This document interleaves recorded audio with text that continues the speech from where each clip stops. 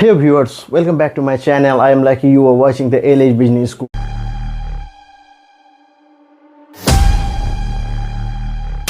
তো বন্ধুরা আপনাদেরকে আমাদের চ্যানেলে আপনাদেরকে স্বাগত। আশা করি আপনারা সবাই ভালো আছেন, সুস্থ আছেন। তো বন্ধুরা আজকে আপনাদের সামনে একটা নতুন ভিডিও টপিক আপনাদের সামনে নিয়ে এসেছি। একটা নতুন বিজনেস আইডিয়া আপনাদের সামনে নিয়ে এসেছি, যেটা কিনা আপনারা নিশ্চয়ই থাম্বনেলে দেখতে পেয়েছেন, এবং তার সঙ্গে সঙ্গে আপনাদের সুবিধার্থে আমি বোর্ডে এখানে লিখে নিয়েছি, এবং কী কী ইনগ্রিডিয়েন্টস লাগবে সেটাও কিন্তু আপনারা এখানে লিখে দিয়েছি। তো বন্ধুরা যেটা দেখতে পাচ্ছেন অ্যান্টিফগ স্প্রে, আজকে আমাদের যে টপিক সেই টপিকটা হচ্ছে অ্যান্টিফগ স্প্রে। অ্যান্টিফগ স্প্রেটা কি? অ্যান্টিফগ স্প্রেটা হচ্ছে যে আপনারা দেখবেন যে গাড়ির যে লুকিং গ্লাস থাকে, সেই লুকিং গ্লাস দেখবেন বৃষ্টির কারণে কিংবা হচ্ছে শীতের বেলা যে কুয়াশা, সেই কুয়াশার কারণে কি এটা ফগ টাইপের আপনার কিন্তু গাড়ির কাঁচে কিংবা লুকিং গ্লাসে লেগে যায়। তার জন্য কি আমাকে দেখতে অসুবিধা হয়, গাড়ির যে চালক তাদেরকে দেখতে অসুবিধা হয়, তারা কী করেন সেখানে বিভিন্ন প্রবলেমে পড়েন, বিভিন্ন ধরনের অ্যাক্সিডেন্ট হয়, এই ধরনের প্রবলেম ফেস হয়। তো সেই যে ফগটা যেন না জমে, তাহলে আমরা সেই কারণে আমরা একটা অ্যান্টিফগ স্প্রে, যেন ফগটা না জমে সেই কাঁচে কিংবা লুকিং গ্লাসে এর একটা স্প্রে আমরা তৈরি করব, যেটা কিনা মানুষের উপকার হবে। তার সঙ্গে সঙ্গে আপনি বিজনেসে একটা স্টার্ট করতে পারবেন, যেখান থেকে আপনি একটা লাভ জেনারেট করতে পারবেন। তো আপনি বন্ধুরা দেখতে পাচ্ছেন যে একটা যে প্রোডাক্ট আপনি তৈরি করবেন, সেটা থেকে আপনি বিজনেসও পাবেন মানুষের সঙ্গে, তার সঙ্গে মানুষের উপকারও হবে। তো সেই বিজনেস আইডিয়াটা অ্যাকচুয়ালি অ্যান্টিফগ স্প্রেটা আমরা কী করে তৈরি করব এবং কতটা কী পরিমাণে কোন ইনগ্রিডিয়েন্টস আমরা ইউজ করবো সেটা কিন্তু আমরা বিষয়ে দেখে নেবো। তো বন্ধুরা ভিডিওটা আগে বাড়ার আগে অবশ্যই যারা নতুন ভিউয়ার্স এই চ্যানেলটিকে বা এই ভিডিওটিকে দেখছেন, তাদের কাছে অবশ্যই একটা রিকোয়েস্ট আমার, সেটা হচ্ছে আপনারা প্রথম নতুন হয়ে থাকলে চ্যানেলটিকে সাবস্ক্রাইব করে নিন এবং পাশে থাকা যে বেল নোটিফিকেশন আইকন সেটাকে প্রেস করে দিন। তার কারণ যে পরবর্তী আমরা ভিডিওগুলো আপনাদেরকে আপলোড করবো চ্যানেলে, সেই চ্যানেলের ভিডিওগুলো যেন আপনাদের ফোনে নোটিফাইড হয়ে যায়। এবং অবশ্যই এই ভিডিও দেখে আপনাদের যদি কোনো উপকারে লেগে থাকে, আপনাদের ভালো লেগে থাকে, তাহলে লাইক করবেন এবং বেশি বেশি করে শেয়ার করবেন।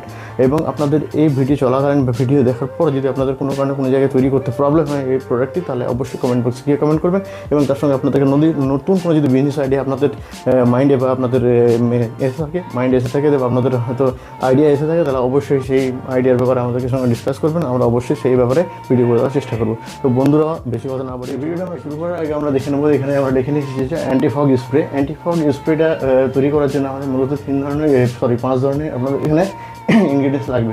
এই ইনগ্রিডিয়েন্টসগুলো আমরা দেখে নেব। ফার্স্ট ইনগ্রিডিয়েন্টস আমরা আপনাদের সবাইতে লিখে দিচ্ছি, যেন ভিডিওটি দীর্ঘায়িত না হয়, তাই আপনাদের এখানে লিখে নিয়েছি আগে। তো এখানে কী লাগবে আমাদের? এখানে ফার্স্ট যেটা লাগবে সেটা হচ্ছে লিকুইড ডিটারজেন্ট কিংবা আপনার লিকুইড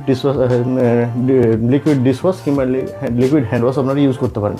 লিকুইড হ্যান্ড ওয়াশ কিংবা ডিশওয়াশ আপনারা ইউজ করতে পারেন। তার সঙ্গে সঙ্গে STL ইউজ করবেন। STL তৈরি করার যে পদ্ধতি, সেটা আমার চ্যানেলে ভিডিও করা আছে, সেই ভিডিওটা আপনারা দেখে নেবেন।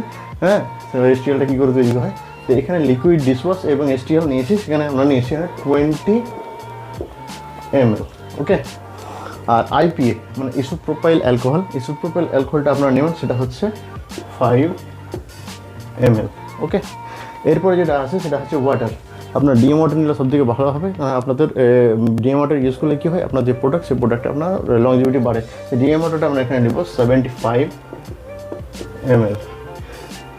এই 3-4টা হচ্ছে মেন ইনগ্রিডিয়েন্টস। এরপরে যেটা হচ্ছে কালার, আপনাদের ইচ্ছার পরে আপনার যে কালার পছন্দ করেন, মার্কেটে যে কালারের ডিমান্ড হয় সেই কালার আপনারা ইউজ করবেন, অ্যাজ পার মানে সেরকম যতটা লাগবে অ্যাজ পার ইউজ করবেন।